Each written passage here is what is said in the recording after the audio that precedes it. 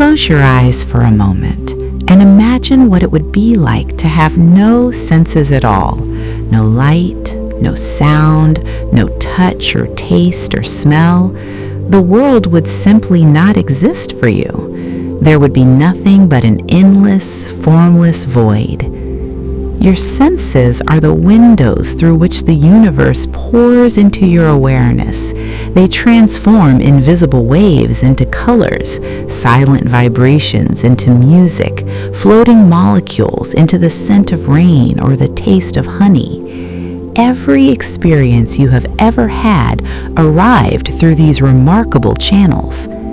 Tonight, we will explore the extraordinary science of how you perceive the world, not with tests or facts to memorize, but as a gentle journey through the mysteries of your own body and mind. Let these ideas wash over you like waves on a quiet shore. There is nothing you need to do except relax.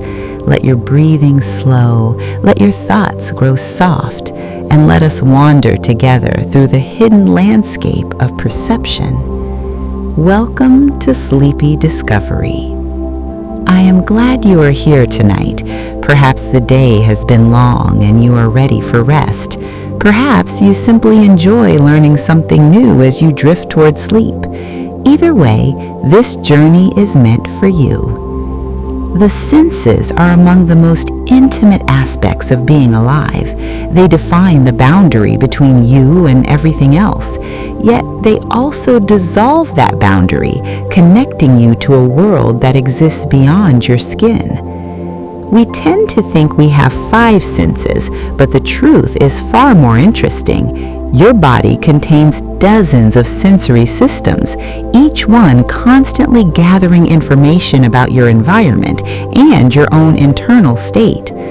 So let the weight of the day fall away, let your muscles relax into stillness, and let us begin our exploration of the remarkable ways your body translates the universe into experience. Your eyes can distinguish approximately 10 million different colors. The retina at the back of each eye contains millions of specialized cells called cones. Most people have 3 types, each sensitive to different wavelengths of light, corresponding roughly to red, green, and blue. From just these 3 primary channels, your brain constructs an entire spectrum of experience. Every sunset, every painting, every face you recognize emerges from this simple yet elegant system. The exact number of colors you can perceive depends on many factors, including the health of your cones, the lighting conditions, and even your cultural background. Some languages have more words for colors than others, and this can subtly influence perception. What seems like an obvious property of the world, that apples are red and grass is green, is actually a complex construction of your visual system, turning electromagnetic radiation into the palette of your experience. Light travels nearly 300,000 kilometers per second to reach your eyes. The photons that strike your retina right now may have traveled from a lamp across the room or from a star 8 light years away. Light moves so fast that it seems instantaneous, yet it still takes time to cross even small distances. The light from the sun takes about 8 minutes to reach Earth. The light from the nearest star beyond our sun takes over 4 years. When you look at the night sky, you are looking into the past, seeing stars as they appeared years, centuries, or millennia ago. Your visual system evolved to interpret this ancient light, to extract meaning from photons that have traveled across unimaginable distances. Every glance upward connects you to the history of the cosmos. Light is the messenger of the universe, and your eyes are designed to read its messages. The pupil of your eye is actually a hole, not a structure. What appears as the dark center of your iris is simply an opening through which light passes into your eye. There is no black material there, only the absence of reflected light. The iris, the colorful ring around the pupil, is a muscular structure that expands and contracts to control how much light enters. In bright conditions, the pupil shrinks to protect the sensitive retina. In dim conditions, it widens to gather more light. This process happens automatically, controlled by your autonomic nervous system without conscious thought. Your brain is constantly adjusting the aperture of your eyes to optimize vision for current conditions. The darkness of the pupil is a kind of biological magic, an absence that allows everything you see to become possible. Your eyes produce about half a cup of tears every day. Tears are not just for crying. Your eyes constantly produce a thin film of moisture that keeps your cornea healthy, provides nutrients, and washes away debris. This basal tear layer has a complex structure with water, mucus, and oils. The oils come from tiny glands along your eyelids and help prevent evaporation. Without this protective layer, your vision would quickly deteriorate. Emotional tears have a different chemical composition than the lubricating tears that keep your eyes moist. They contain stress hormones and other compounds that may be released as a form of emotional regulation. Whether in joy or sorrow, your eyes weep to maintain their health and express your inner state, connecting the physical and emotional in a single substance. Peripheral vision is primarily black and white. The center of your visual field is rich in color because this region of the retina, called the fovea, is densely packed with cone cells, but toward the edges, rod cells dominate, which are more sensitive to light but cannot distinguish color. You rarely notice this because your eyes constantly move, scanning the environment and filling in color from memory and prediction. Your brain creates the illusion of a fully colorful visual field. Peripheral vision is optimized for detecting motion rather than detail. This is why a flicker at the edge of your vision immediately draws your attention, an ancient adaptation for spotting predators or prey.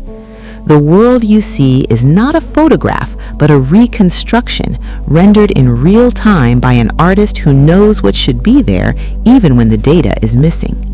Your brain inverts the image on your retina before you become aware of it. Like a camera, the lens of your eye projects an upside-down, reversed image onto the retina, but you never experience the world this way because your visual cortex automatically corrects the orientation. If you wear special goggles that flip your vision upside down, your brain will eventually adapt. After a few days, the world will appear right side up again, even though nothing has changed except your neural processing. This remarkable plasticity shows that perception is not passive reception, but active construction. Your brain takes raw sensory data and transforms it into a coherent, useful representation of reality. What you see is never the world itself, but your brain's best interpretation of it. Blinking clears and moistens your eyes about 15 times per minute. You blink so often that if you added up all the time spent with your eyes closed, it would amount to about 10% of your waking hours, yet you rarely notice these brief moments of darkness. This is because your brain suppresses visual input during a blink, preventing you from perceiving the world as constantly flickering. The transition from light to dark and back again happens below the threshold of awareness. Each blink spreads a fresh layer of tear film across your cornea, delivering oxygen and nutrients while washing away dust and debris. Without this constant maintenance, your eyes would quickly dry out and become vulnerable to damage. Blinking is one of the countless automatic processes that keep your body functioning, happening so reliably that you never have to think about it. The blind spot in each eye is about the size of a grape at arm's length. Where the optic nerve exits the retina, there are no photoreceptors at all. You have a genuine hole in your vision, yet you never perceive it because your brain fills in the gap. The blind spots in your two eyes are in different positions, so binocular vision helps cover the gap. But even with one eye closed, you still do not see a dark patch because your brain invents what should be there based on surrounding patterns. This filling in process demonstrates how much of vision is construction rather than reception. Your brain is constantly guessing, predicting, and completing the picture based on experience and expectation. The world you see is less like a photograph and more like a painting, rendered in real time by an artist who knows what should be there even when the data is missing. Your eyes can detect a single candle flame from nearly 50 kilometers away on a clear, dark night. In conditions of perfect darkness and clarity, the human visual system is sensitive enough to detect extremely faint light sources at remarkable distances. This sensitivity evolved when artificial light did not exist, and the ability to spot a campfire from afar could mean survival. This extreme sensitivity comes from rod cells, which can respond to as little as a single photon of light. In complete darkness, after your eyes have fully adapted, you can perceive things that would be invisible in normal lighting conditions. Dark adaptation takes about 20 to 30 minutes as the photoreceptive pigments in your rods regenerate after exposure to bright light. This is why it takes time for your eyes to adjust when you enter a dark room. Your visual system contains remarkable depth, capable of functioning across an enormous range of light intensities from blinding noon sun to starlight. Sound is simply air molecules vibrating in patterns. When someone speaks, their vocal cords create pressure waves that travel through the air.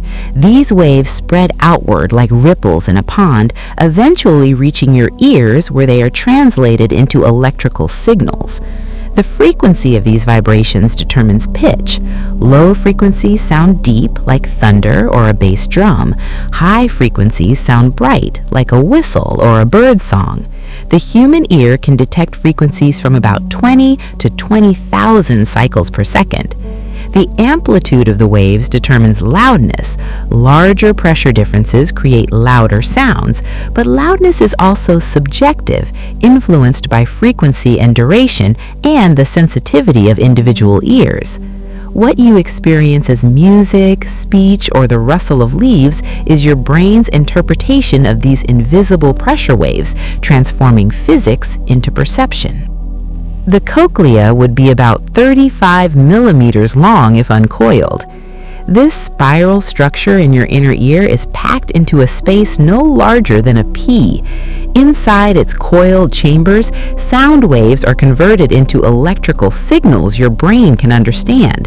The cochlea is filled with fluid and lined with thousands of hair cells, each tuned to different frequencies. When sound waves enter, they create waves in this fluid that bend specific hair cells. The bending of these microscopic hairs opens ion channels, triggering electrical signals that travel to the brain. This mechanical to electrical conversion is the fundamental step that transforms vibration into hearing. Your ability to appreciate music, understand speech, and notice the rustle of leaves all depends on this tiny coiled structure translating physical waves into neural code. The fovea covers only about 1 degree of your visual field. This central pit in your retina, densely packed with cone cells, provides your sharpest vision, yet it covers only a tiny fraction of what you see at any moment. To read these words, you must move your fovea across the text. Each fixation captures only a few letters clearly. Your brain strings together these glimpses into the illusion of seeing the whole page at once. The area of clearest vision is roughly the size of your thumbnail held at arm's length. Everything beyond this is progressively blurrier, processed by the retina's peripheral regions. This design reflects the brain's strategy of sampling the most important parts of a scene rather than processing everything with equal resolution. Hearing protects you even when vision cannot. Your ears never close. They continue to monitor the environment during sleep, ready to alert you to potential dangers. Throughout human evolution, the ability to hear a predator approaching in the night was often the difference between life and death. The auditory system is especially tuned to sudden sounds and changes in the acoustic environment. A snap of a twig, a rustle in the bushes, a baby's cry, these sounds capture attention even during sleep. This constant vigilance comes with costs. We cannot simply turn off hearing to find peace. Noise pollution affects us even when we think we have tuned it out, because the auditory system never fully rests. Your ears are faithful sentinels, always on duty, always listening for what might matter. Presbycusis is the gradual hearing loss that comes with aging. Almost everyone experiences some degree of hearing decline with age, typically beginning with the highest frequencies. This is why older adults often struggle to hear birds singing or consonant sounds in speech. The delicate hair cells of the cochlea do not regenerate. Once damaged by noise, age, or disease, they are lost forever. Over a lifetime, this damage accumulates. Hearing loss affects not just perception, but cognition and social connection. Studies link untreated hearing loss to accelerated cognitive decline and increased risk of dementia. Protecting your hearing throughout life, especially from loud noise exposure, helps preserve this vital sense into old age. The stapedius reflex protects your ears from loud sounds. When a very loud sound occurs, a small muscle in your middle ear contracts, dampening the vibration of the ear bones. This reduces the intensity of sound reaching the delicate inner ear. However, this reflex takes about a quarter second to activate. Sudden loud sounds like explosions or gunshots can damage hearing before the protective reflex can engage. This is why impulse noise is particularly dangerous. The protection that works for sustained loud sounds cannot respond quickly enough for instantaneous blasts. Your body has built-in hearing protection, but it has limits that modern industrial and recreational noise can easily exceed. Each ear receives sound at slightly different times and intensities.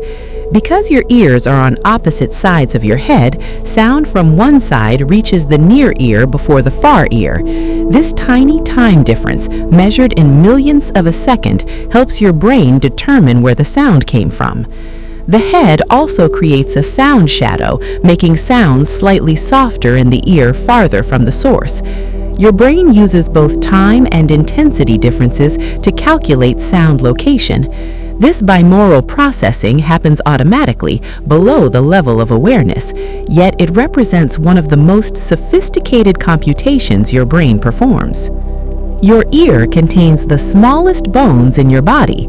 The three ossicles of the middle ear, known as the hammer, anvil, and stirrup, are the tiniest bones in the human skeleton. Together, they could fit on your fingertip with room to spare. These bones form a mechanical chain that amplifies sound vibrations from the eardrum to the inner ear. The system provides a remarkable boost, compensating for the difficulty of transmitting sound from air into the fluid-filled cochlea. The stirrup, the smallest of all, is only about 3 millimeters long, yet it plays a crucial role in your ability to hear everything from whispers to thunder. Inside your head, protected by one of the hardest bones in your body, this delicate machinery operates continuously, translating the vibrations of the world into the experience of sound. The cochlea contains about 15,000 tiny hair cells that detect sound. Deep within the spiral chamber of the cochlea, rows of microscopic hair cells convert mechanical vibrations into electrical signals. When sound waves enter, they create ripples in the fluid surrounding these cells, causing their tiny hair-like projections to bend. This bending opens ion channels, triggering electrical impulses that travel along the auditory nerve to the brain. Different hair cells respond to different frequencies, arranged like the keys of a piano along the length of the cochlea. Unlike many cells in your body, hair cells do not regenerate. Once damaged by loud noise, illness, or age, they are gone forever.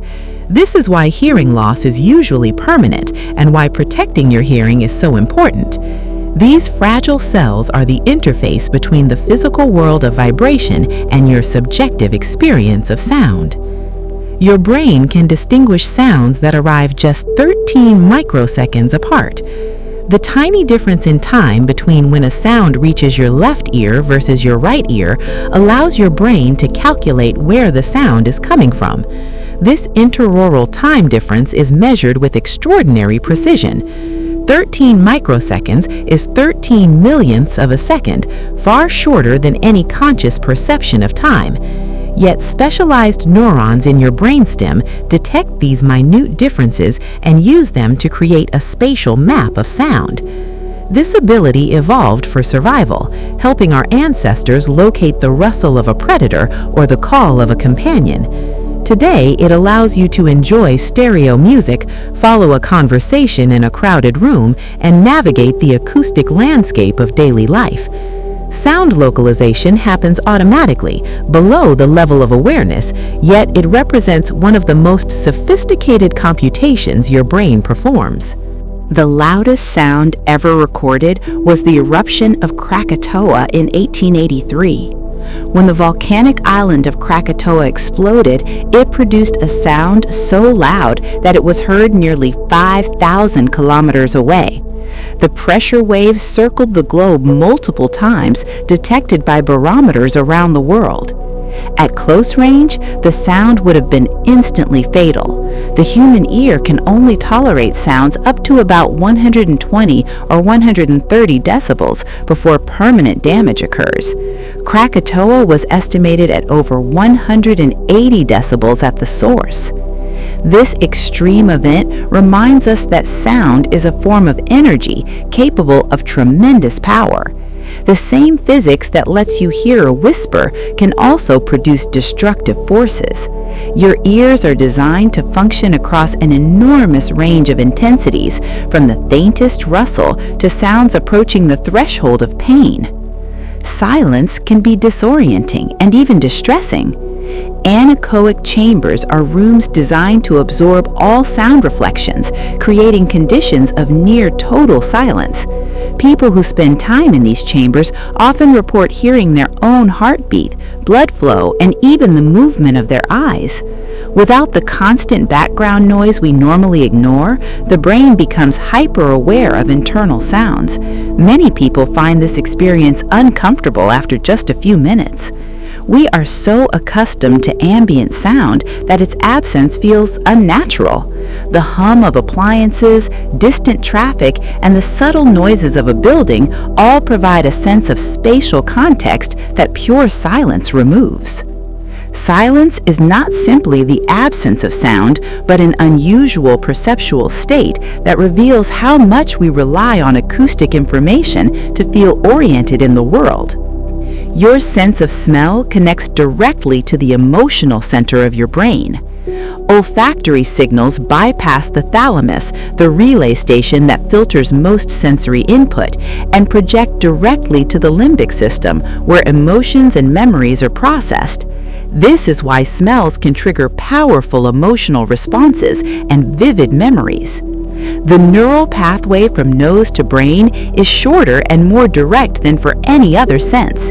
When you catch a whiff of something familiar, the emotional reaction can arrive before you even consciously identify the odor. This ancient architecture reflects the evolutionary importance of smell. Before vision became dominant in primate evolution, smell was crucial for finding food, avoiding danger, and recognizing kin. Every scent you encounter arrives not just as information, but as a feeling colored by all the associations your brain has built over a lifetime. Humans can detect some odors at concentrations of less than 1 part per trillion. The sensitivity of your olfactory system varies enormously depending on the molecule.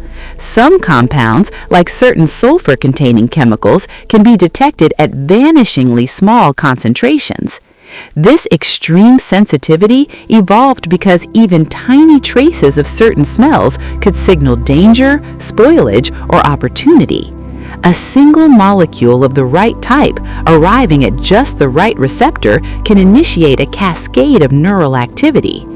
Yet our sense of smell is often underestimated. We tend to think of it as less important than vision or hearing, but it profoundly influences our perception of flavor, our emotional states, and our memories.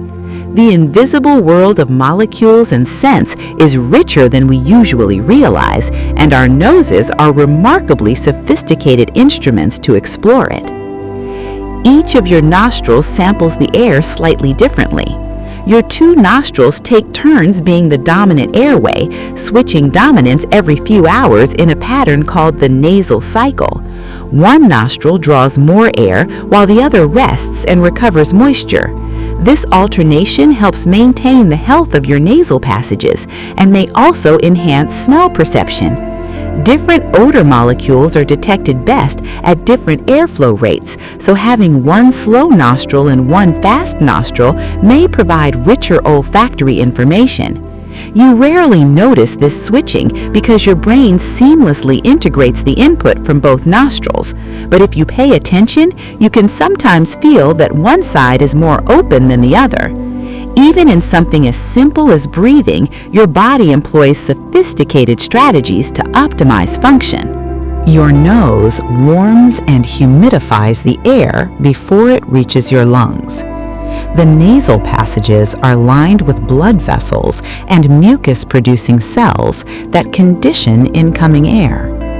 Cold, dry air is warmed to body temperature and moistened to nearly 100% humidity before entering the delicate tissues of your lungs.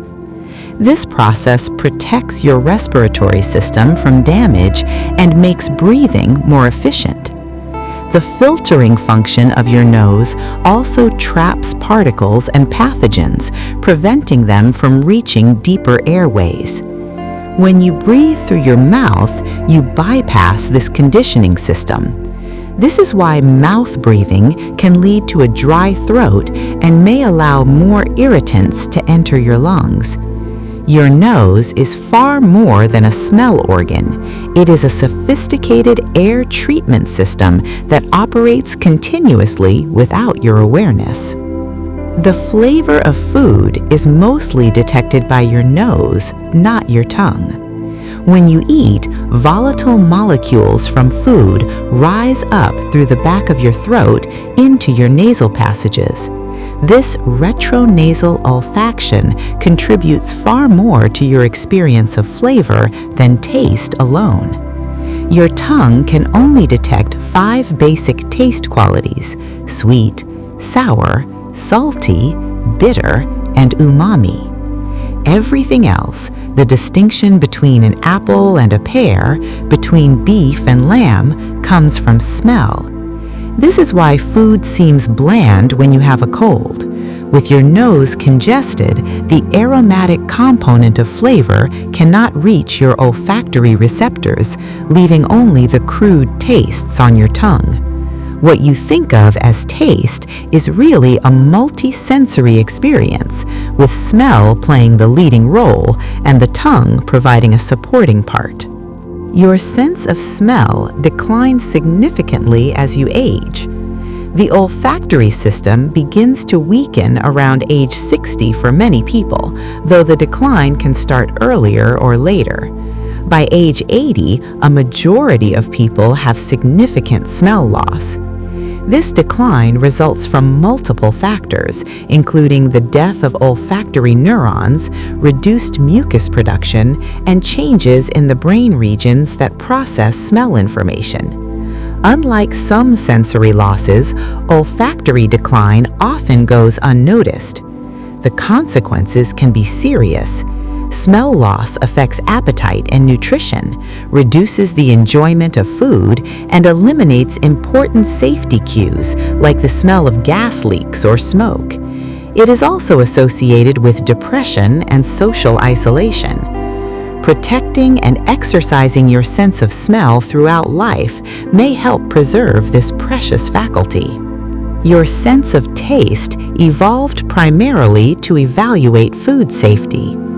The 5 basic tastes each provide information about the nutritional content or potential danger of food. Sweet indicates sugars and calories. Umami signals proteins. Salty helps regulate electrolyte balance. Bitter taste, the most sensitive of all, evolved to detect potentially toxic compounds in plants. Many poisons are bitter, and our strong aversion to bitter tastes helped our ancestors avoid deadly foods. Sour taste detects acids, which can indicate spoilage or unripe fruit. The complex interplay of these 5 basic tastes, combined with smell and texture, allows you to evaluate food before swallowing. Your tongue is a sophisticated chemical sensor, constantly sampling the substances you put in your mouth and sending reports to your brain for evaluation. Taste buds regenerate approximately every 10 days. The cells that make up your taste buds are constantly dying and being replaced. This rapid turnover ensures that your taste system remains sensitive despite the harsh environment of your mouth. Each taste bud contains dozens of receptor cells, each specialized for different taste qualities. These cells are bathed in saliva and exposed to extremes of temperature and chemical concentration throughout the day. The rapid regeneration of taste cells means that damage from very hot food or chemical irritation is usually temporary. Your sense of taste recovers quickly from most insults. This constant renewal is invisible to you, but it ensures that every meal is tasted with fresh receptors. Your tip of your tongue is not more sensitive to sweetness than other areas. The tongue map you may have learned in school, showing different regions specialized for different tastes, is a myth. All areas of your tongue can detect all 5 basic taste qualities. This misconception arose from misinterpretation of research from the late 19th century. The original data showed only slight differences in sensitivity that were greatly exaggerated in simplified diagrams. In reality, taste receptors for all qualities are distributed across the tongue, as well as on the roof of the mouth, the back of the throat, and even in the esophagus.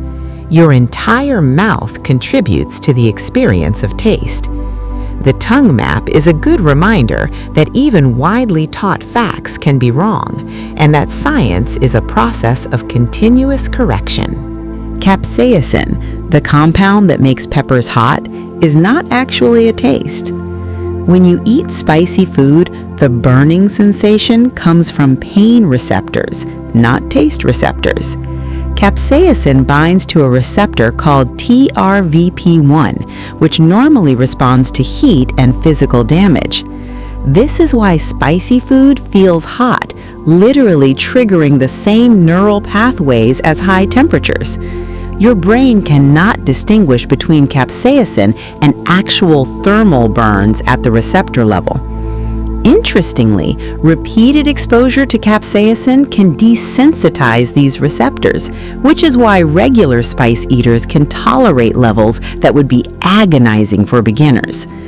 The pleasure many people find in spicy food comes partly from the endorphin release triggered by pain, turning discomfort into a kind of edible thrill. Babies are born with about 10,000 taste buds, far more than adults. Infants experience the world of taste with heightened intensity. Their abundant taste buds, distributed not just on the tongue, but across the entire mouth and even the cheeks, make them exquisitely sensitive to flavor. This sensitivity may help ensure that babies pay close attention to what they eat during a vulnerable period of development. Strong taste experiences drive preferences that can last a lifetime. As we age, taste buds gradually diminish. An elderly person may have only a few thousand remaining, which contributes to changes in food preferences and reduced enjoyment of eating. The gradual dulling of taste is one of the subtle losses of aging, usually unnoticed because it happens so slowly. Saliva is essential for taste perception. Without saliva, you could not taste anything. Taste molecules must be dissolved in liquid to reach the receptor cells embedded in your taste buds. When your mouth is dry, food has less flavor. This is why extremely dry foods can seem tasteless until saliva moistens them, and why some medications that cause dry mouth also reduce taste sensitivity. Saliva also contains enzymes that begin breaking down starches into sugars, which is why bread becomes sweeter the longer you chew it. The chemistry of taste begins before you even swallow. Your salivary glands produce about 1 to 2 liters of saliva per day, maintaining the wet environment that taste depends upon.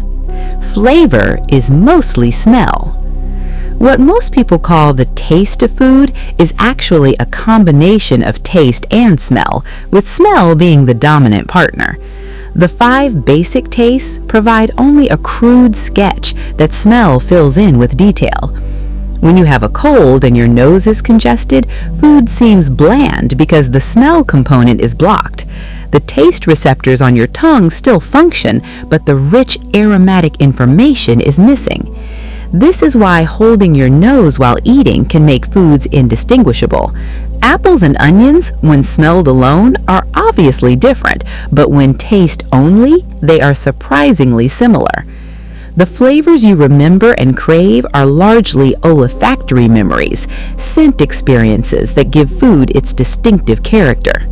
The trigeminal nerve adds texture to taste. Beyond taste and smell, a third chemical sense contributes to food experience. The trigeminal nerve detects irritation, cooling, and texture throughout your mouth. The burn of mustard, the tingle of carbonation, the cooling sensation of mint, the numbness of certain spices like Sichuan peppercorn. These are all trigeminal sensations, not tastes or smells. This nerve also detects the physical properties of food: creaminess, crunchiness, sliminess. These textures profoundly influence food preferences and palatability. The complete experience of eating depends on the integration of taste, smell, and trigeminal input, 3 systems working together to create the sensation of flavor. Wine experts really can distinguish subtle differences. Studies have shown that trained wine tasters can detect flavor differences that untrained palates miss entirely. Their brains have developed enhanced ability to discriminate complex aromatic mixtures. This expertise is learned, not innate. Wine tasting requires building a vocabulary of flavor descriptions and training attention to focus on specific qualities. However, studies have also shown that expectation and context powerfully influence even expert judgments. The same wine in an expensive bottle may be rated higher than in a cheap one. Taste perception combines bottom-up sensory information with top-down expectations, knowledge, and beliefs.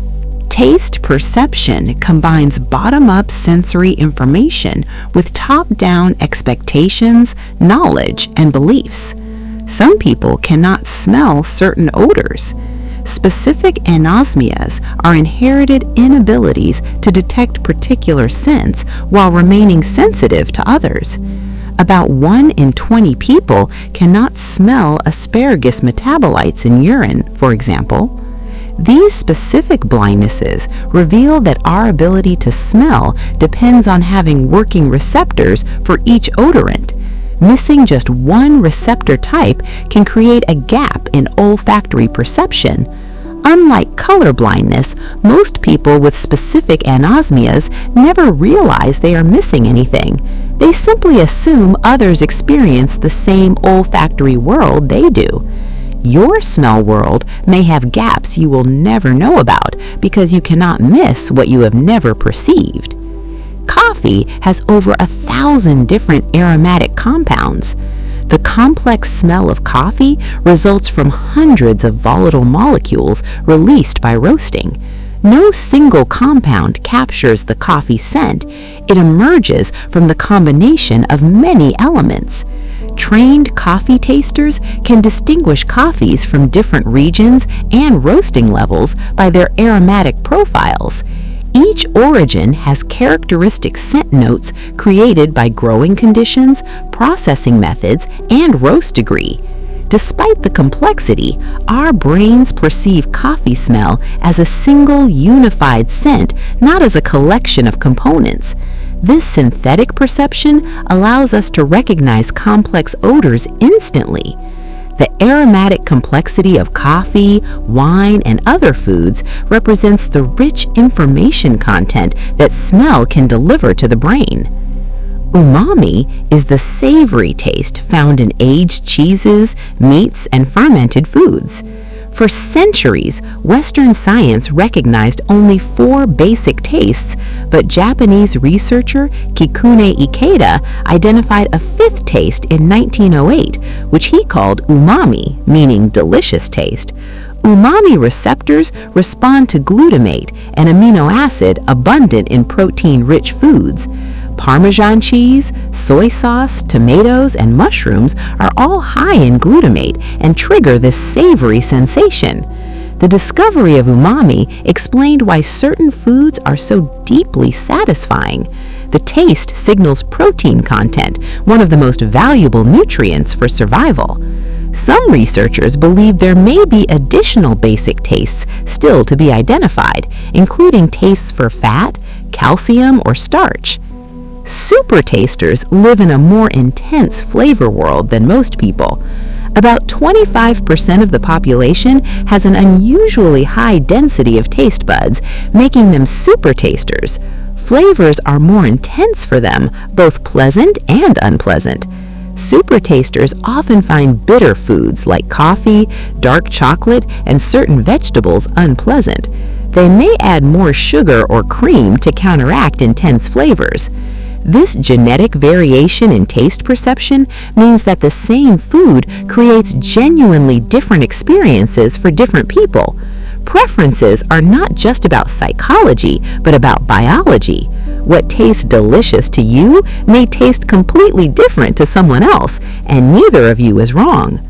Miracle berries make sour foods taste sweet. The fruit of the Syncephalum dulcificum plant contains a protein called miraculin that temporarily alters taste perception. After eating the berry, sour foods taste intensely sweet. Lemons become like candy, vinegar tastes like syrup. The effect lasts about an hour before fading. Miraculin works by binding to sweet receptors and activating them in the presence of acid. The lower the pH, the more intense the sweet sensation. This strange fruit demonstrates how malleable taste perception really is, and how the same physical stimulus can produce completely different experiences. Your tongue creates a topographical map in your brain. The somatosensory cortex contains a map of your entire body surface, with different regions devoted to different body parts. The tongue has its own dedicated territory in this map. Because the tongue is so densely packed with sensory receptors, its cortical representation is disproportionately large.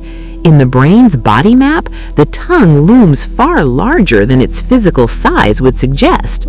This magnification allows for the fine sensory discrimination we use when exploring food textures or forming speech sounds. Your brain devotes extra processing power to the sensory surfaces that matter most for survival and communication. The 2-point discrimination threshold varies across your body. If someone touches your fingertip with 2 points close together, you can distinguish them as separate, even when they are only 2 millimeters apart. On your back, the points must be over 40 millimeters apart to feel separate. This variation reflects differences in receptor density and cortical representation. Sensitive areas like fingertips and lips have many more touch receptors per square centimeter than less sensitive areas. 2-point discrimination tests reveal the resolution of your touch system at different locations. They show how much neural real estate your brain devotes to different body regions.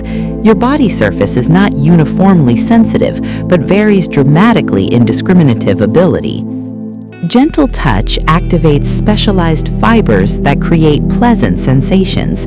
A specific type of nerve fiber called C-tactile afferents responds best to slow, gentle stroking of the skin at moderate pressure. These fibers are tuned to social touch. The signals from these fibers travel to brain regions associated with reward and emotion, creating the pleasant feeling of a caress or a comforting touch.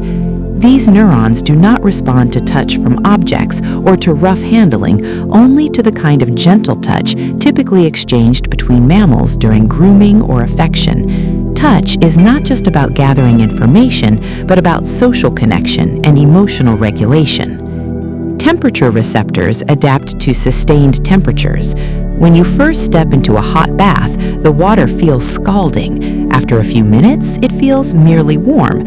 Your temperature receptors have adapted to the sustained stimulus. This adaptation occurs because the receptors respond primarily to changes in temperature rather than absolute values. Once the temperature stabilizes, the firing rate decreases. The same process works with cold. Water that initially seems icy becomes tolerable after adaptation. Your perceptual range shifts to match current conditions. This flexibility allows your thermal sense to remain useful across a wide range of environments, always tuned to detect departures from the current baseline.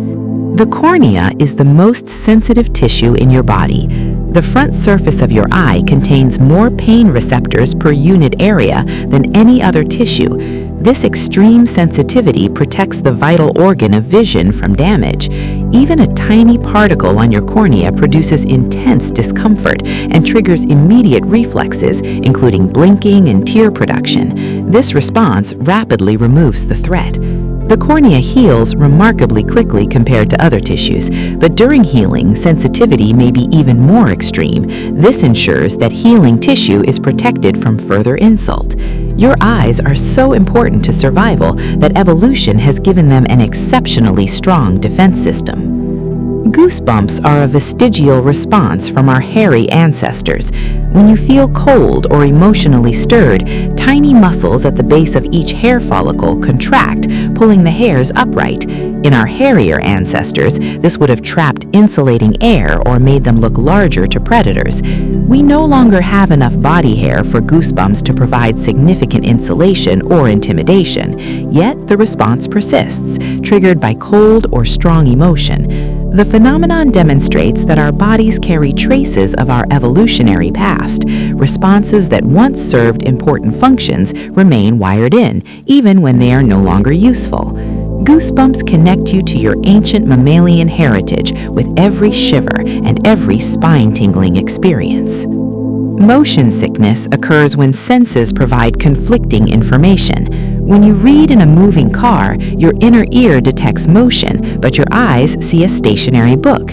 This sensory conflict triggers nausea in many people. The leading theory suggests that the brain interprets sensory conflicts as signs of poisoning, since many toxins cause perceptual disturbances. Nausea may be a protective response to expel the imagined poison. Looking out the window often helps because it aligns visual and vestibular information. The brain no longer detects a conflict, and the nausea subsides. Motion sickness is the price we pay for having multiple sensory systems that cross-check each other for accuracy. Your inner ear contains sensors for detecting both rotation and linear acceleration. The 3 semicircular canals detect rotational movement in 3 different planes. The otolith organs, the utricle and saccule, detect linear acceleration and head tilt. Together, these systems tell your brain which way is up, whether you are moving, and in what direction. This information is essential for balance and for stabilizing vision during movement. Without vestibular function, walking becomes extremely difficult and the world seems to bounce with every step. People with vestibular damage often experience profound dizziness and disorientation. The vestibular system works so reliably that we never notice it until something goes wrong. The caloric reflex test uses temperature to probe vestibular function. When warm or cold water is placed in the ear canal, it creates convection currents in the fluid of the semicircular canals. This produces the sensation of movement and triggers characteristic eye movements. Doctors use this test to assess vestibular function in patients with dizziness or balance problems. The response pattern reveals which parts of the vestibular system are working properly. Even in healthy people, the test produces strong sensations of spinning and can cause temporary nausea. It dramatically demonstrates the power of the vestibular system. The caloric reflex shows how sensitive your balance organs are to even small temperature changes in their vicinity. Astronauts experience profound vestibular disorientation in microgravity. Without the constant pull of gravity, the otolith organs receive no signal about up and down. The vestibular system sends confusing messages that conflict with visual information. Many astronauts experience space motion sickness during their first days in orbit. Their brains must learn to reinterpret vestibular signals in the absence of a stable gravitational reference. After adaptation to microgravity, returning to Earth requires another period of readjustment. The vestibular system must recalibrate to gravity once more. Our sense of balance evolved for life on Earth and struggles when the fundamental reference point of gravity is removed. The perception of time slows during moments of danger. People who have survived falls, accidents, or attacks often report that time seemed to slow down during the event. Seconds stretched into what felt like minutes. Research suggests this is partly an artifact of memory rather than perception. During threatening situations, the brain encodes more detail, and richly encoded memories seem to have lasted longer when recalled. However, some studies also show enhanced temporal resolution during fear, with people able to perceive rapidly presented stimuli that they would normally miss. Whether time actually slows or just seems to in retrospect, the experience reveals how flexibly the brain processes duration. Hunger affects taste perception. When you are hungry, food tastes better. Sweet and salty tastes become more rewarding, encouraging you to eat when your body needs calories. This modulation occurs because taste signals are processed in brain regions that also receive information about metabolic state. Your body's needs influence how you experience flavors. After eating, the same food that seemed delicious may become neutral or even aversive. This phenomenon, called sensory-specific satiety, encourages dietary variety. Taste perception is not fixed, but fluctuates with your body's current needs. Your skin is your largest organ and contains millions of sensory receptors. If you could stretch out your skin flat, it would cover about 2 square meters and weigh around 3 kilograms. Within this vast sensory surface are specialized receptors for pressure, vibration, temperature, and pain. Different types of mechanoreceptors respond to different aspects of touch. Some detect light pressure, others respond to sustained pressure, and still others are tuned to vibration or skin stretch. The distribution of these receptors varies across your body. Your fingertips have the highest density, allowing you to feel textures that would be imperceptible on your back or legs. Every moment, millions of signals flow from your skin to your brain, providing a constant stream of information about your contact with the world. Your fingertips can detect textures as fine as 13 nanometers. The ridges of your fingerprints enhance sensitivity by amplifying vibrations as you move your finger across a surface. This allows you to feel textures that would be invisible to the naked eye. 13 nanometers is roughly the size of a small protein molecule. This extraordinary resolution exceeds the capability of many scientific instruments and demonstrates the remarkable precision of biological sensors.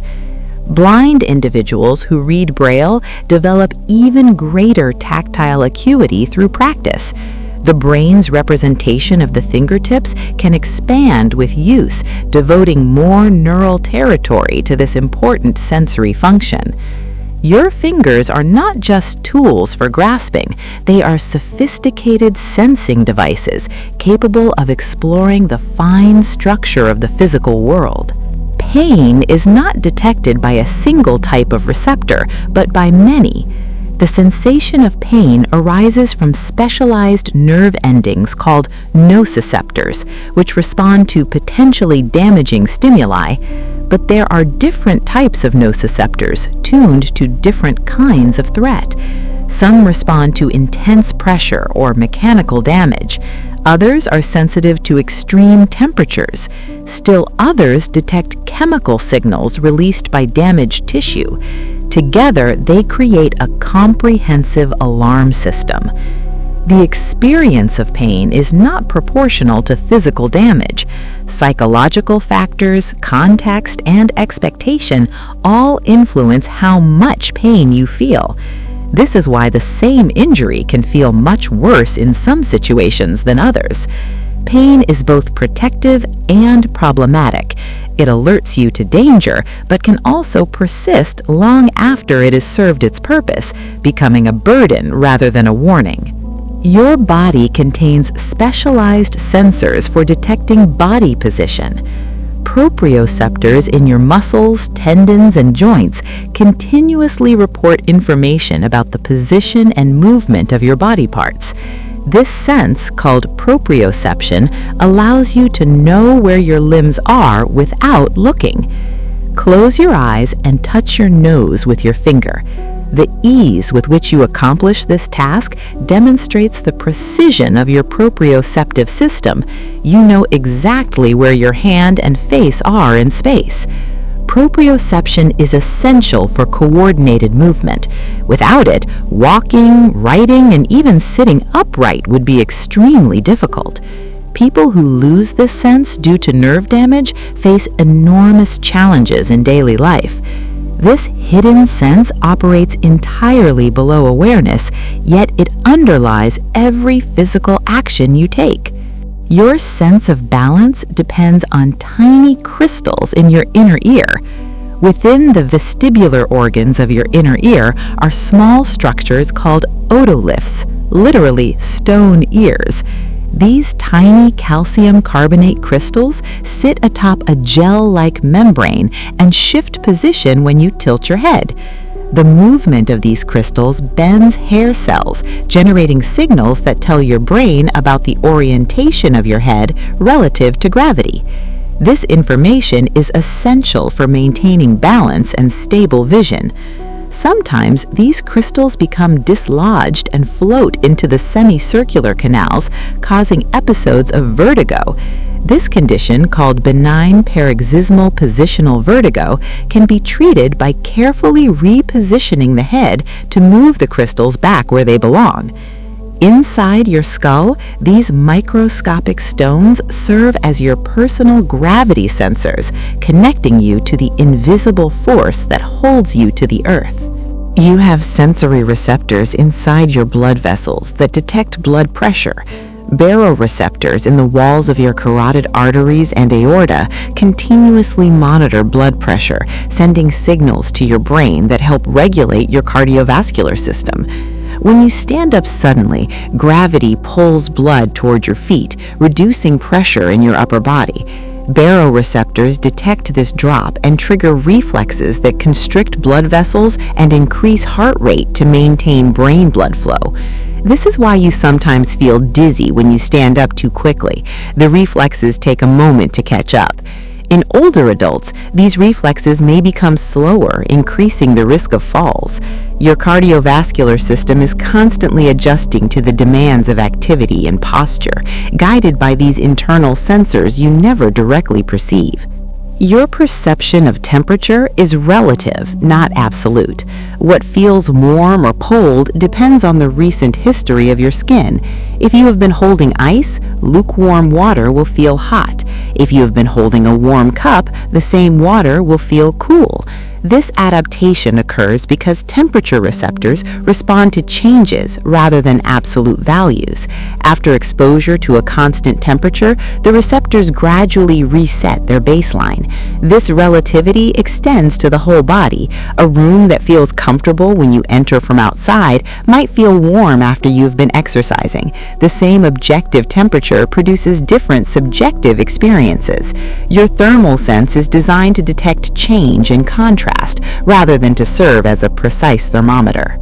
Humans have a specialized sense for detecting humidity. Although we do not have specific humidity receptors, we perceive moisture in the air through a combination of temperature and tactile cues. Evaporation from the skin is affected by humidity, and this influences thermal sensation. In high humidity, sweat evaporates more slowly, making you feel hotter. In low humidity, evaporation is rapid, which can feel cooling. Your brain integrates these signals to create an impression of how moist the air feels. This sense influences comfort and behavior in ways we rarely consciously consider. We instinctively prefer environments with moderate humidity and feel uncomfortable in extremes. What seems like a single perception, the feeling that the air is muggy or dry, is actually a complex integration of multiple sensory channels.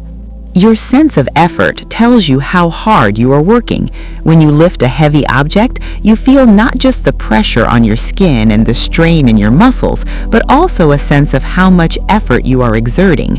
This sense of effort is distinct from pure sensation. Researchers believe this feeling arises partly from monitoring the commands your brain sends to your muscles, not just the feedback from the muscles themselves. You feel how hard you are trying, not just what is happening. This explains why objects feel heavier when you are fatigued. The same objective weight requires more effort to lift, and that increased effort is what you perceive. The sense of effort connects your intentions to your actions, giving you feedback about the cost of movement. Humans can sense the passage of time without external cues.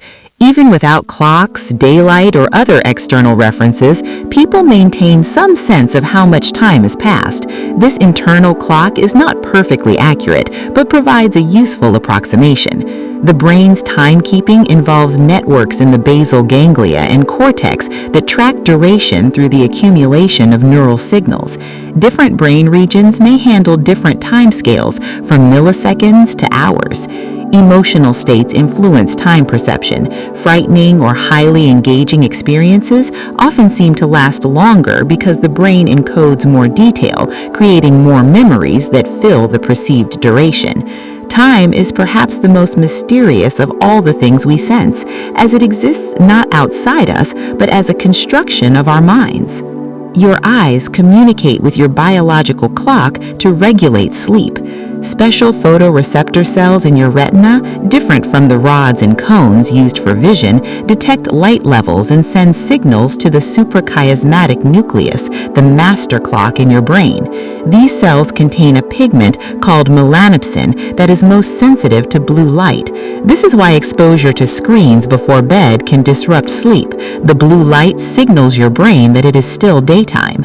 The strength and timing of light exposure entrains your circadian rhythm, influencing when you feel sleepy and when you feel alert.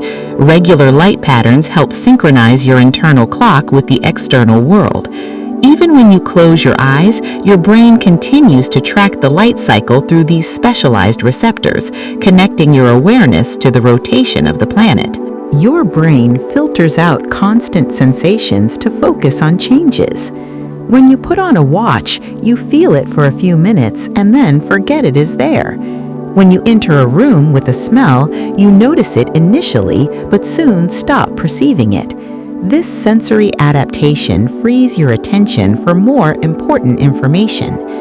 Adaptation occurs at multiple levels, from the receptors themselves to the processing circuits in the brain.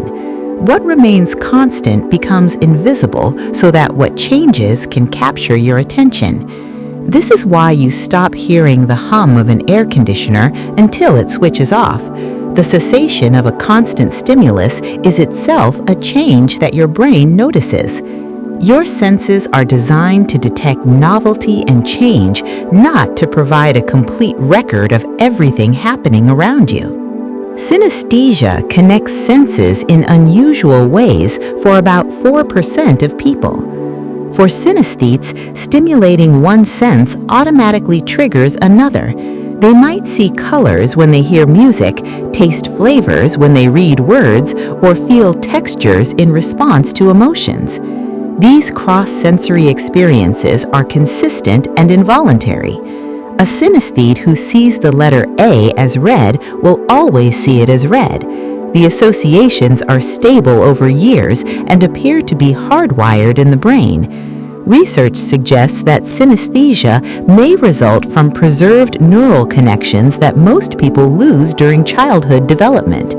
In infants, the senses are more intermingled before becoming segregated through experience.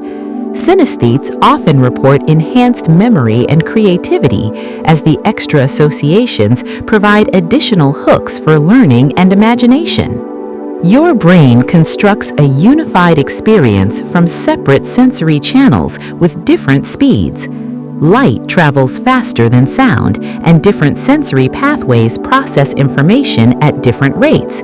Yet you perceive the world as a unified, synchronized whole because your brain actively aligns these streams. When you watch someone speak, the visual and auditory signals arrive at your brain at slightly different times.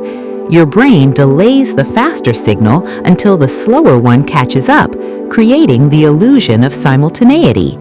This temporal binding can be disrupted by certain drugs, brain injuries, or fatigue, leading to the strange experience of seeing and hearing as separate, unsynchronized events. The seamless reality you normally experience is the product of enormous computational effort, weaving together threads that arrive at different moments into a coherent now. Meditation can physically change the brain regions involved in attention and sensation. Experienced meditators show increased thickness in cortical areas associated with attention, body awareness, and sensory processing. These structural changes develop over time with regular practice. Meditation also alters how the brain responds to sensory input. Practitioners often show enhanced ability to focus on specific sensations while filtering out distractions. These changes demonstrate neuroplasticity, the brain's ability to reshape itself in response to experience. Your sensory processing is not fixed, but can be trained and refined. The simple act of paying attention, practiced consistently, can literally remake the architecture of your mind. Your brain creates a body map that can extend to include tools. When you use a stick to probe a surface, you feel the texture at the end of the stick, not in your hand. Your brain has extended your sense of touch to incorporate the tool. This body schema is remarkably flexible. People who regularly use tools, from surgeons to carpenters, develop intuitive awareness of where their instruments are in space, as if the tools were extensions of their own limbs. Brain imaging shows that tool use activates regions normally devoted to body representation. The brain literally treats the tool as part of the body. This ability to extend perception beyond the biological boundary of the skin hints at our capacity for integration with technology, from simple implements to complex machines. Phantom limb sensations reveal that body awareness is a brain construction. People who have lost limbs often continue to feel them. They may experience itching, pain, or movement in the missing limb, sensations arising entirely from within the brain. The brain maintains a representation of the body that persists even when the physical body changes. Neural circuits that once received input from the limb remain active, generating sensations from memory or spontaneous activity. Mirror therapy, which uses visual feedback to trick the brain into perceiving the missing limb as present and healthy, can sometimes reduce phantom pain. The brain's model of the body can be updated through perception. Your experience of having a body is ultimately a story your brain tells based on sensory input, but not identical to it. Chronic pain can persist even after injuries have healed. In some cases, the pain system becomes dysregulated, continuing to generate pain signals long after the original tissue damage has resolved. This reflects changes in the nervous system itself rather than ongoing injury. Central sensitization amplifies pain signals, making normal sensations feel painful and minor discomfort feel severe. The brain has essentially learned to expect pain and continues to generate it. Understanding chronic pain as a neural phenomenon rather than simply a sign of tissue damage has led to new treatment approaches that target the brain and nervous system directly. Pain is not a simple readout of body damage, but a complex perceptual experience constructed by the brain. Your sensory experiences are colored by expectation and belief. What you expect to perceive influences what you actually experience. Placebo effects demonstrate that beliefs about treatment can reduce pain, alter immune function, and change sensory perception. Wine tastes better when you believe it is expensive. Food tastes better when it is presented attractively. Even the perception of basic qualities like sweetness or saltiness can be shifted by expectation. This top-down influence on sensation reflects the brain's fundamentally predictive nature. Perception begins with a prediction, and sensory input serves to confirm or correct that prediction. You never perceive the world fresh. Every experience is interpreted through the lens of what you expect, what you have learned, and what you believe. Attention dramatically alters sensory experience. What you attend to is what you perceive most vividly. Information that falls outside the spotlight of attention may go entirely unnoticed, even when it is right in front of you.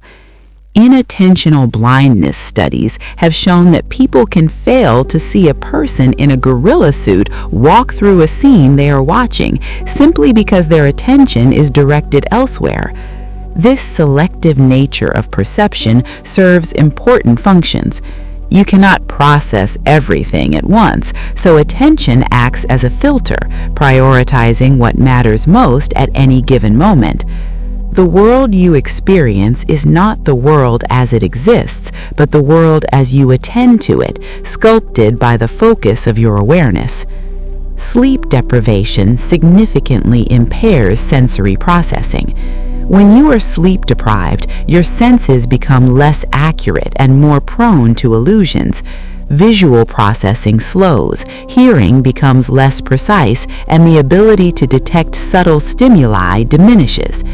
After extended wakefulness, some people experience hallucinations, perceptual experiences with no external source. The boundaries between waking and dreaming begin to blur. Sleep is essential for maintaining the neural systems that support accurate perception. During sleep, the brain processes and consolidates sensory memories, clears metabolic waste, and restores functional capacity.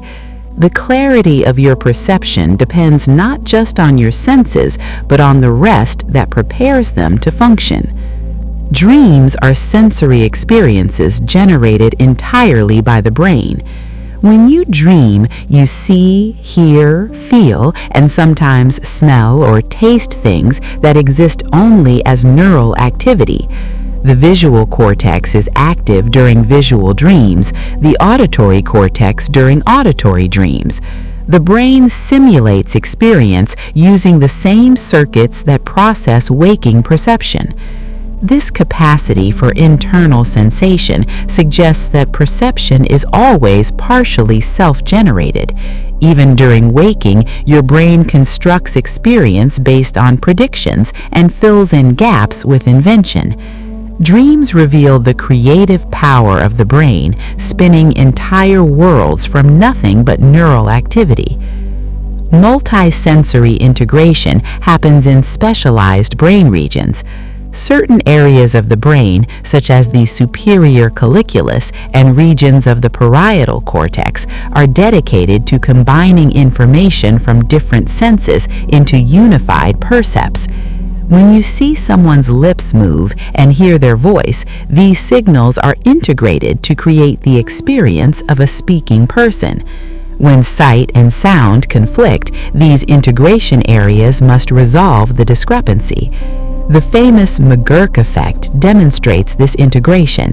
When you see a face mouthing one syllable while hearing a different syllable, you perceive a third syllable that is neither the visual nor the auditory input alone. Your unified experience of the world emerges from the work of these integration centers, weaving together the separate threads of sensory input. Animals perceive worlds radically different from ours. Many animals have senses that humans lack entirely. Sharks detect electric fields. Bats navigate by echolocation. Bees see ultraviolet patterns invisible to us. Each species inhabits its own perceptual universe. Even when animals share our senses, they experience them differently. Dogs smell a world of scent trails we cannot imagine. Hawks see with resolution that makes our vision seem blurry. The philosopher Thomas Nagel asked what it is like to be a bat, pointing out that we cannot truly know the subjective experience of another species. Their perceptual world is fundamentally inaccessible to us. Our human senses provide one window onto reality, but there are countless others, each revealing aspects of the world we will never directly experience. Echolocation can be learned by humans with practice. Some blind individuals have developed remarkable skill at navigating by making clicking sounds and listening to the echoes. They can detect walls, trees, and even the height of curbs by sound alone. Brain imaging of expert echolocators shows that their visual cortex activates in response to echoes. The brain has repurposed neural territory normally devoted to vision to process auditory spatial information. Sighted people can also learn rudimentary echolocation with training, though they rarely achieve the skill level of those who have practiced from childhood. This ability demonstrates the remarkable plasticity of the human brain and the creative ways it can compensate for sensory loss. Technology can create new senses or enhance existing ones. Cochlear implants convert sound into electrical signals that stimulate the auditory nerve directly, allowing deaf individuals to perceive sound.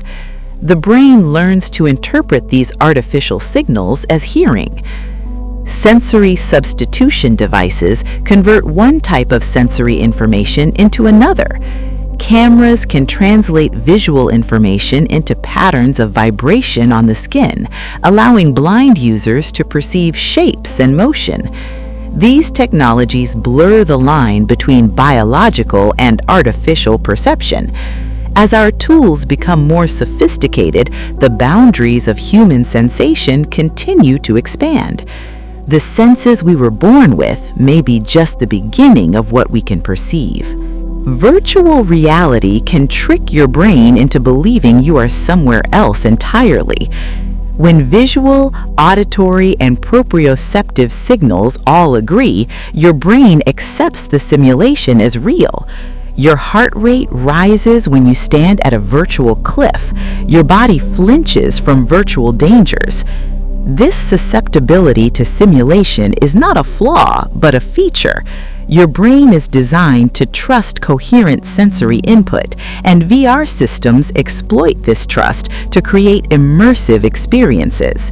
Researchers use VR to treat phobias, train surgeons, and study perception itself. The technology reveals how much of reality is constructed rather than directly perceived. As VR becomes more sophisticated, the boundaries of virtual and physical experience may become increasingly fluid. The rubber hand illusion shows how easily your brain can be tricked about body ownership.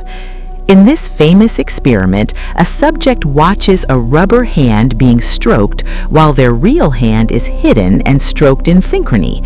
Within minutes, they begin to feel that the rubber hand is their own. When the rubber hand is threatened, subjects often jerk their real hand away or show physiological stress responses. The brain has incorporated an inanimate object into its body representation. This illusion demonstrates that body ownership is not fixed, but constantly updated based on sensory input. Your sense of having a body depends on the continuous integration of vision, touch, and proprioception.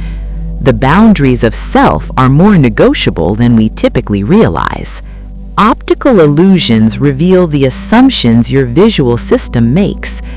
When you see the Mueller-Lyer illusion with two lines of equal length appearing different because of the arrows at their ends, your brain is applying perspective cues that usually work but fail in this artificial case. Every optical illusion exploits some shortcut or assumption that normally serves perception well. The brain trades perfect accuracy for speed and efficiency. Studying illusions helps scientists understand the hidden rules that govern visual processing. What seems like failure is actually a window into the sophisticated machinery of sight. Your visual system is not broken when it falls for illusions. It is working exactly as designed, applying its best guesses to ambiguous input. Motion after effects occur when motion-detecting neurons become fatigued. If you stare at a waterfall for a minute and then look away at a static surface, the surface will appear to flow upward. This waterfall illusion occurs because the neurons detecting downward motion have become tired. After the adapting stimulus is removed, the opposing motion neurons fire more strongly by comparison, creating the perception of motion in the opposite direction.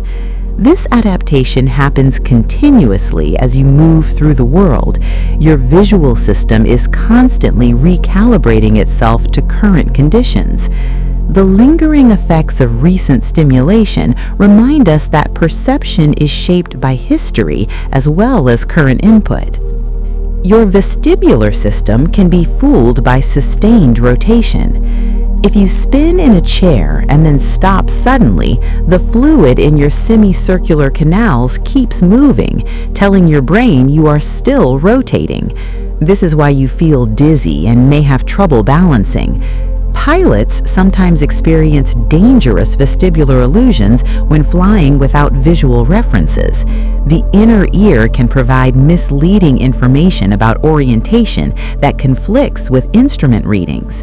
Your sense of movement and orientation evolved for conditions where vision was always available to check against vestibular signals.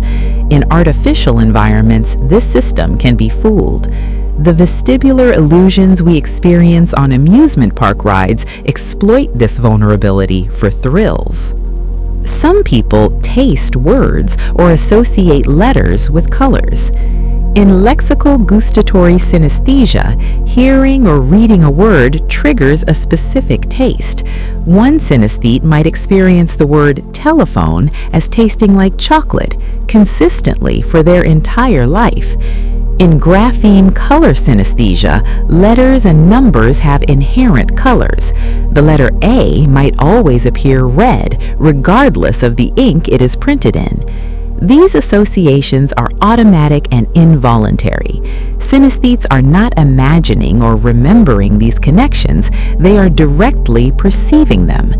Research into synesthesia has revealed how connected the brain's sensory regions truly are and how individual perception can vary in ways invisible to others. Certain brain injuries can cause specific sensory losses while sparing others. Damage to particular areas of the visual cortex can cause color blindness while leaving motion perception intact, or vice versa. These selective deficits reveal that different aspects of vision are processed in separate regions. Some patients with brain damage can perceive emotion in faces but not identity. Others can recognize objects but not where they are located in space. These dissociations, where one ability is lost while another is preserved, have taught us much about how the brain organizes sensory processing.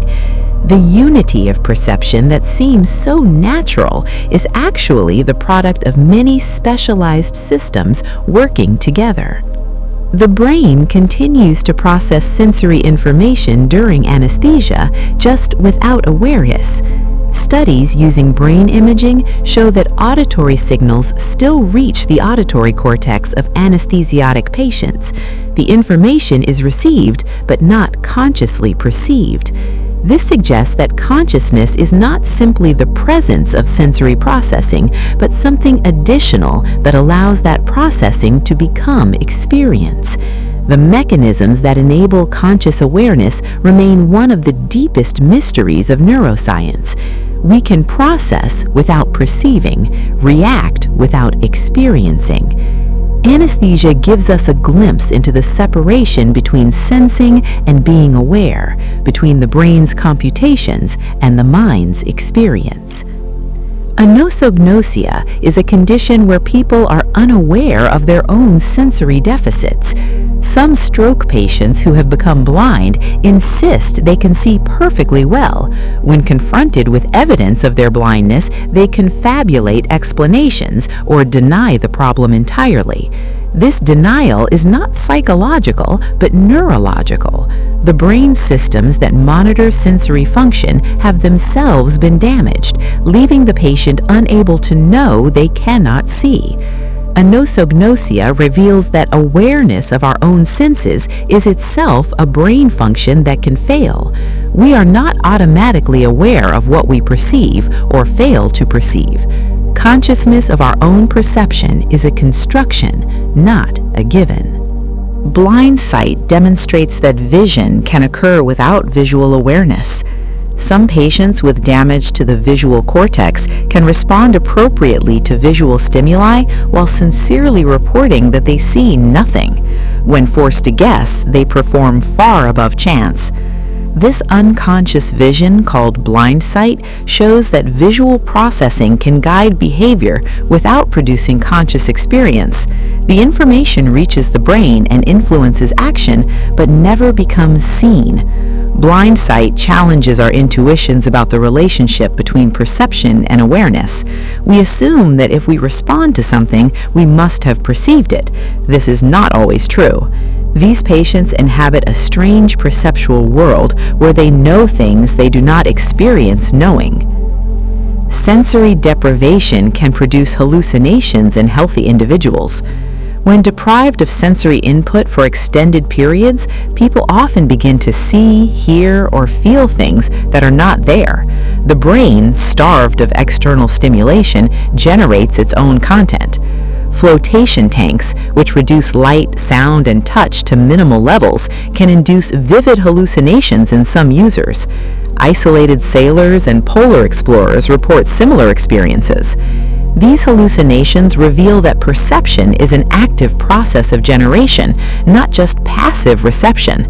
Without input to constrain it, the brain's pattern-generating machinery runs freely. The absence of sensation creates its own strange form of experience. Congenital insensitivity to pain is extremely dangerous. Rare individuals are born without the ability to feel pain. Rather than being a superpower, this condition is extremely hazardous as pain normally protects against injury. Children with this condition often injure themselves severely without noticing. They may break bones, burn themselves, or develop infections that go untreated because they feel no warning signals. Pain, however unpleasant, is essential for survival. It teaches us what to avoid and forces us to protect injured tissues while they heal. The absence of pain reveals its profound importance more clearly than its presence ever could. Referred pain occurs when internal organ pain is felt elsewhere in the body. Heart attacks often cause pain in the left arm, shoulder, or jaw rather than in the chest. This happens because internal organs and skin regions share spinal nerve pathways.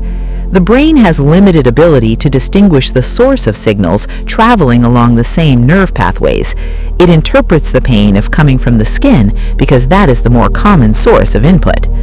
Understanding referred pain patterns helps doctors diagnose internal conditions that might otherwise be missed. The location where you feel pain is not always the location of the problem. This neural quirk is another reminder that perception is interpretation, not direct readout. Pain perception can be modulated by psychological factors. Soldiers in combat sometimes report feeling no pain from severe wounds until the battle is over. Athletes may complete competitions with injuries that would normally be debilitating. This modulation occurs through descending pain inhibition pathways that suppress pain signals at the spinal cord level. Endorphins and other neurotransmitters can dramatically reduce pain perception. Expectation and context matter enormously. The same physical stimulus can feel excruciating or barely noticeable, depending on what you believe about it. Pain is not simply a readout of tissue damage, but an interpretation that can be turned up or down by the brain. Itch is a distinct sensation from pain, though they share some pathways. For many years, scientists thought itch was just a low-level form of pain, but research has revealed dedicated itch-specific neurons and pathways. Scratching an itch produces a brief, mild pain that temporarily suppresses the itch signal, but chronic itching can become as debilitating as chronic pain. The urge to scratch is one of the most compelling sensory experiences, difficult to ignore even when scratching makes things worse. Itch reminds us that we have many more distinct sensory modalities than the simple 5 we usually count. The feeling of being watched may have some basis in reality. Many people report an uncanny sense when someone is staring at them from behind. Research on this phenomenon has produced mixed results. Some studies suggest we may be able to detect gaze direction using subtle peripheral vision cues. Others find no evidence of any genuine ability. Whether or not we can truly sense unseen stares, the feeling itself is real and may reflect the brain's vigilance for social attention. Knowing when others are watching was important for our ancestors' survival. The sense of being observed reveals how attuned we are to social attention, whether through genuine perception or heightened imagination. Your senses are more interconnected than they appear. What you see affects what you hear. What you smell affects what you taste. What you touch affects what you feel. These cross-modal influences operate constantly below awareness, shaping experience in ways you rarely notice. The brain is constantly comparing and integrating information across sensory channels. Studying these interactions has revealed that perception is not compartmentalized, but deeply integrative. Every sense influences every other. The unified experience you have of being in the world is the product of countless connections between sensory systems working together. Newborns have limited sensory capabilities that develop rapidly. At birth, vision is blurry with limited color perception and poor depth processing. Hearing is more developed but still maturing. Sensitivity to pain and touch is present but different from adult experience. The first months and years of life see remarkable sensory development driven by exposure and experience. The brain is literally wiring itself based on the sensory input it receives. This developmental period is critical. Deprivation of sensory input during sensitive periods can have permanent effects on perceptual ability. The senses you have as an adult were shaped by the experiences of your infancy and childhood. Aging affects all sensory systems to varying degrees. Vision typically begins to decline in the 40s, with difficulty focusing on near objects. Hearing loss often becomes noticeable in the 60s, especially for high frequencies. Taste and smell decline more gradually, often going unnoticed. Touch sensitivity and proprioception also diminish, contributing to balance problems in the elderly. These changes are normal parts of aging, though their pace varies greatly between individuals. Some can be compensated for with technology, like glasses and hearing aids. The senses that served you well in youth will change with time, requiring adaptation and acceptance. Sensory memories can persist for decades. The smell of a particular flower or the sound of a specific piece of music can transport you instantly to a moment from childhood. These sensory memories are remarkably durable. The emotional power of sensory memories comes from their direct connection to the limbic system. They bypass rational processing and hit the emotional centers directly. These memories are often more vivid and compelling than verbal or factual memories. You may not remember what someone said, but you remember how their voice sounded. The senses are not just windows to the present, but bridges to the past. The boundary between perceiving and imagining is blurrier than you think. When you vividly imagine a sight or sound, some of the same brain regions activate as when you actually perceive it. The line between perception and imagination is drawn by context and intensity, not by using completely different neural systems. This overlap explains why hallucinations can feel so real and why very vivid imagery can be confused with actual perception. Memory, imagination, and perception all share common neural machinery. The brain recycles the same circuits for different purposes. What you experience as the clear distinction between real and imagined is actually a judgment call made by neural processes you are not aware of.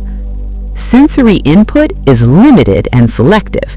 You can only fully process a small portion of the sensory information available at any given moment. Everything else is either ignored or processed only superficially. This selectivity is necessary because the brain has finite processing capacity. You cannot attend to everything, so you attend to what matters most.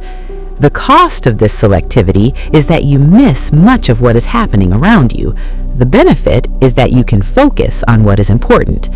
Your experience of the world is always a curated selection, not a complete record. Sensory experience can be profoundly altered by drugs. From caffeine to psychedelics, substances that affect brain chemistry can dramatically change perception. Colors may become more vivid, sounds more layered, touch more intense. These alterations reveal the chemical underpinnings of sensory experience. Perception depends on neurotransmitter systems that can be modified by molecules from outside the body. The specific changes depend on which neurotransmitter systems are affected. Drugs that increase dopamine affect attention and reward. Drugs that affect serotonin can produce visual distortions. The fact that chemicals can so profoundly alter perception reminds us that our experience is fundamentally biological, dependent on molecules as much as on external reality. Every moment of perception is unique and unrepeatable. You will never experience this exact moment again. The precise combination of sights, sounds, smells, and sensations that exist right now will never recur in exactly this form. Each moment of awareness is the meeting point of a unique brain state and a unique environmental configuration. Even if externals repeated, your brain would have changed. This transience is inherent in the nature of experience. Perception is a process, not a thing, constantly flowing and transforming. The preciousness of each sensory moment lies partly in its uniqueness, its once and never again quality. The same physical stimulus can create different experiences in different people. What you see as green may look slightly different to someone else, even if you both call it green. There is no way to compare subjective experiences directly, so we can never be certain our perceptions match. Individual differences in receptor types, neural wiring, and learned associations all contribute to variations in perception. No two people experience the world exactly the same way. This isolation of subjective experience is both humbling and remarkable. We navigate the same physical world while living in slightly different perceptual universes. The color you see, the pain you feel, the music you hear, all exist only in your private theater of consciousness. Your brain predicts the future to perceive the present. Because neural processing takes time, by the time you become conscious of a sensation, the external event has already happened. Your brain compensates by predicting what will happen next. This predictive processing allows you to catch a ball, to anticipate the next note in a melody, to understand speech even before the sentence is finished. Sometimes these predictions are wrong, creating illusions or errors, but most of the time they are accurate enough to guide behavior effectively. Your perception is less like a camera recording the present and more like a scientist forming hypotheses about what is about to happen. Sensory deprivation can produce hallucinations in healthy people. When cut off from external stimulation, the brain begins to generate its own perceptions. People in isolation tanks or dark rooms often report seeing patterns, hearing sounds, or having vivid experiences with no external cause. This suggests that perception is not just a response to external input, but an ongoing activity that requires stimulation to stay grounded in reality. Without the anchor of external sensation, the brain's internal models run freely, creating experiences that have no counterpart in the outside world. Your senses do not just deliver information, but help maintain your grip on reality. The world appears stable even though your eyes are constantly moving. Your eyes make rapid movements called saccades several times per second. If a camera moved like this, the video would be unwatchably jerky, yet your visual world appears stable. Your brain achieves this stability by suppressing visual input during saccades and integrating information across fixations into a seamless scene. This integration requires sophisticated computation, matching features across views, and updating a mental model of the environment. The stability of your visual world is an achievement, not a given, requiring constant neural effort that happens entirely below awareness. Expectations shape what you perceive. If you expect to see something, you are more likely to perceive it, even if it is not there. If you expect a stimulus to be painful, you may feel more pain. These top-down effects of expectation demonstrate that perception is a two-way process, influenced both by incoming sensory data and by prior beliefs and predictions. Placebo effects, context effects, and priming all illustrate how what you expect shapes what you experience. Your perception is not a passive recording, but an active construction, influenced by everything you know and believe. Blindfolded training can enhance other senses. When one sense is blocked or lost, the brain reallocates resources to remaining senses. Studies have shown that even temporary blindfolding can sharpen hearing and touch within days.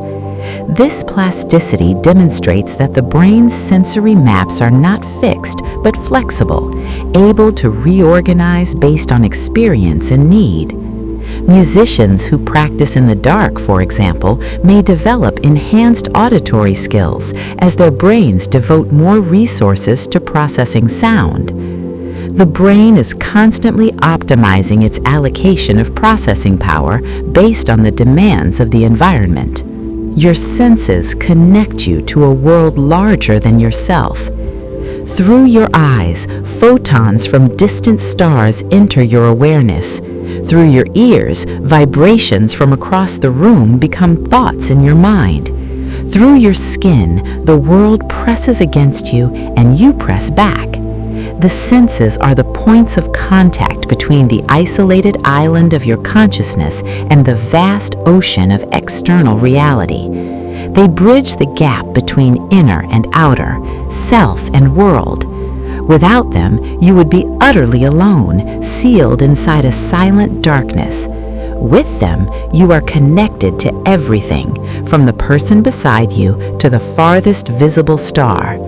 Your senses are not just biological instruments, but the means by which you participate in the universe.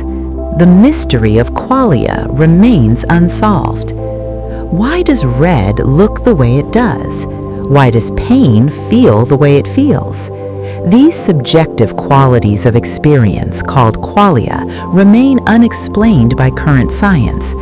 We can describe the wavelengths of light and the neural pathways of visual processing, but we cannot explain why the experience has the particular character it does.